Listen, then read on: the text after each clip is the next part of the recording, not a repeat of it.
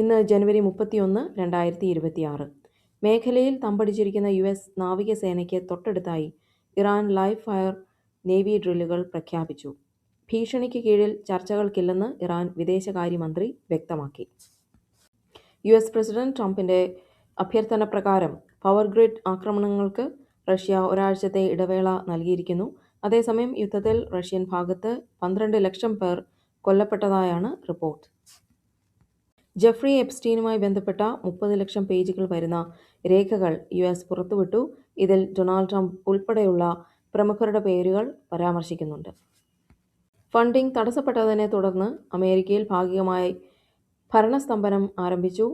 തിങ്കളാഴ്ച മാത്രമേ സഭയിൽ ഇതിന്മേൽ വോട്ടെടുപ്പ് നടക്കൂ. കിഴക്കൻ DR കോങ്കോയിൽ കോൾട്ടൺ ഖനി തകർന്ന് 200-ലധികം പേർ കൊല്ലപ്പെട്ടു. അമേരിക്കയുടെ തെക്കുകിഴക്കൻ ഭാഗങ്ങളിൽ അതിശക്തമായ ബോംബ് സൈക്ലോൺ ആഞ്ഞടിക്കാൻ സാധ്യതയുണ്ടെന്ന് മുന്നറിയിപ്പുണ്ട്. പ്രശസ്ത ഹോളിവുഡ് നടി കാതറിൻ ഒഹാര 71 വയസ്സ് അന്തരിച്ചു.